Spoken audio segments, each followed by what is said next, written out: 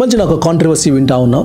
అదేంటంటే RTF right theological forum అనేవాళ్ళు team కొంతమందిని కమెంట్ చేసినట్టు కొంతమంది ఫీల్ అవుతా ఉన్నారు.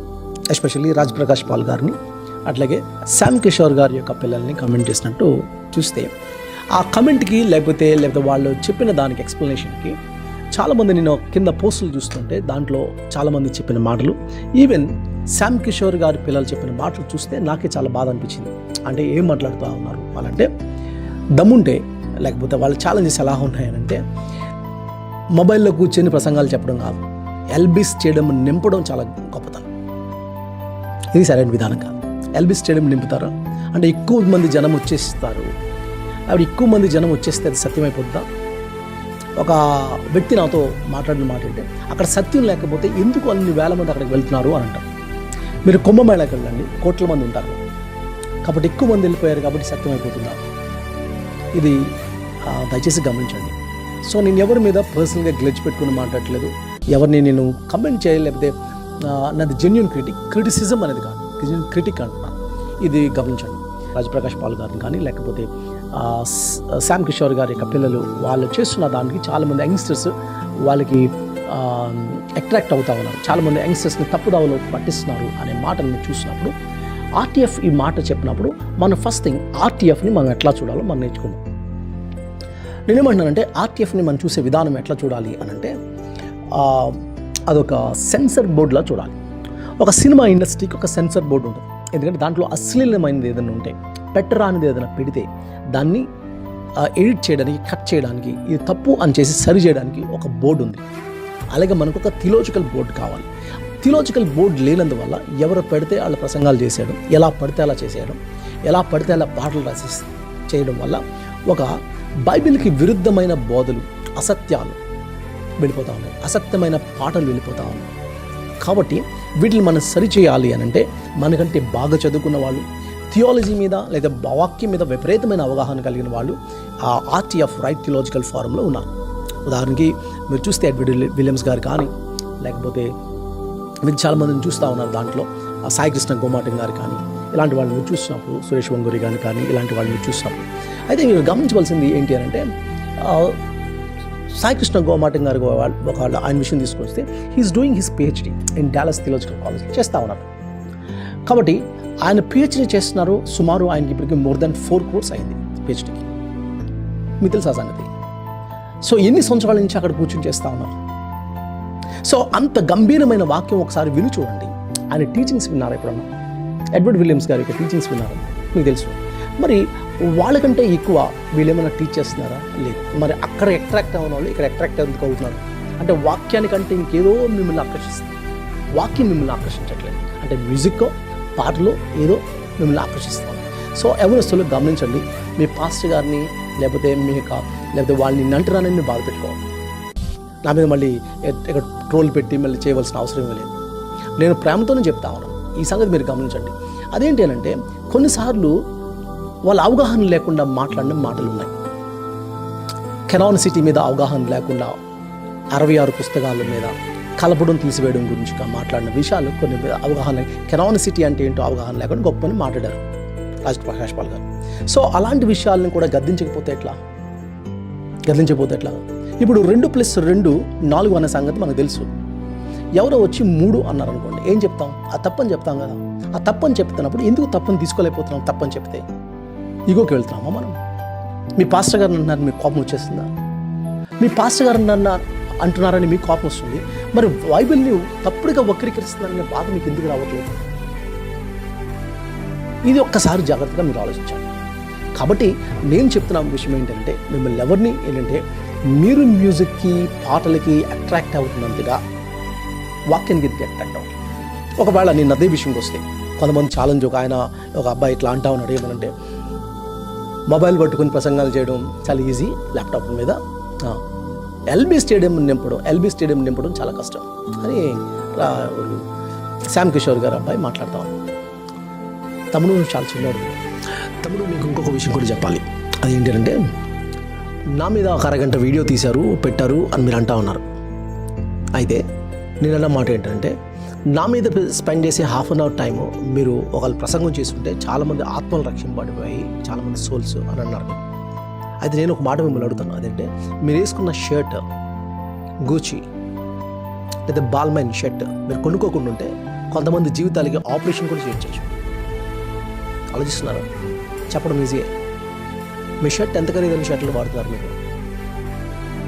ఆ డబ్బులు మీరు ఇవ్వగలిగితే, మిషనరీస్కి ఇవ్వగలిగితే చాలామంది ఆత్మల్ని వాళ్ళు కూడా రక్షిస్తారు. అది కూడా గమనించుకొని మాట్లాడితే బాగుంటుంది. కాబట్టి నేను చెప్పే మాటలు ఏంటంటే, ఒక్కసారి ఆలోచించి అదేంటంటే మినిమం కెనానిసిటీ అంటే ఏంటి, డాక్ట్రిన్స్ అంటే ఏంటి, doctrine of God, man, sin, salvation, justification అంటే ఏంటి, శాంటిఫికేషన్ అంటే ఏంటి, ఇలాంటి డాక్ట్రిన్స్ రోమపత్రిక ఏం మాట్లాడుతుంది, ఇవి తెలుసుకొని ఆ తర్వాత స్టేజ్ ఎక్కి మీరు పాడండి, మీ పాటలు తాడు.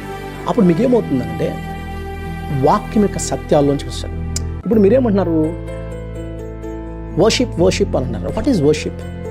అసలు నేను ఒక ప్రశ్న ఇస్తాను, what is praise and what is worship? Praise and worship అన్నారు కదా, స్తుతి ఆరాధన అన్నారు. స్తుతి అంటే ఏంటి, ఆరాధన అంటే ఏంటి? డెఫినేషన్ చెప్పండి. ఇప్పుడు నేను ఇస్తాను డెఫినేషన్. ఈ డెఫినేషన్ మీకు తెలుసా ఇప్పటి వరకు? దేవుడు ఏమై ఉన్నాడో ఆయన లక్షణాల నుంచి వచ్చేది ఆరాధన, దేవుడు మీ జీవితంలో ఏం చేశాడో అన్న దాంట్లో నుంచి వచ్చేది స్తుతి. అదే. So praise and worship, praise అంటే ఏంటి, వర్షిప్ అనేది minimum definition. At the same time ఆదికాండము 2:15 ఉన్న మాట అంటే, భూమిని సేద్యపరచుటకును కాచుటకును దేవుడు నరుని నియమించను అన్నాడు. టు వర్క్ మాట హెబ్రీ భాషలో అవద్ అన్న మాటకు అర్థం ఏంటంటే worship or service or work. అందుకనే వర్క్నే వర్షిప్ అని అంటాం. కాబట్టి మీరు ఆలోచించవలసింది ఏంటంటే, నేను దేవుడిని పొగుడుతూ కూర్చొని చేస్తూ కూర్చుంటే దేవుడు ఏమి ఉబ్బిపోతూ ఉంటాడా? మీరు ఆలోచించండి. పాటలు తప్పు అంటలేదు, జాగ్రత్తగా వినండి, నా మాటలు జాగ్రత్తగా వినండి. పాటలు తప్పు అంటలేదు, వాద్యాలు తప్పు అని అనట్లేదు. కానీ దేవుణ్ణి ఎక్కడి వరకు పరిమితం చేసి ఇదే ఆరాధన అనుకుంటున్నారేమో నేను అది చెప్తాను. ఎందుకు అనంటే, దేవుణ్ణి ఆరాధించడం అంటే ఏంటి? ఆకాశాల్లో దేవుణ్ణి మహింపరుస్తూ ఉన్నాయి, అంతరిక్షములు ఆయన చేతి పనిని ప్రచురపరుస్తూ ఉన్నాయి, పగటికి పగలు బోధ చేస్తున్నాయి, రాత్రి జ్ఞానం కలుపుతున్నాయి. అయినా వాటికి భాష లేదు, మాట లేదు అని అంటూ ఉన్నాడు కదా. మరి ఎట్లాగా ఆ దేవుని మహింపరుస్తున్నాయి? దేవుడు దానికి ఏ పర్పస్తో దాన్ని తయారు చేశాడో ఆ పర్పస్ కోసం అది జీవిస్తున్నప్పుడు, ఎంత స్పీడ్గా తిరగమని భూమికి ఆజ్ఞాపించాడో అదే ఆర్బిట్లో అదే స్పీడ్లో తిరుగుతున్నప్పుడు అలాగే దేవుడిని ఆరాధిస్తుంది. ఒక మ్యాంగో ట్రీ దేవుడిని ఎలా ఆరాధన చేస్తుంది? మ్యాంగో ఫ్రూట్ ఇచ్చినప్పుడు. అంతే కదా.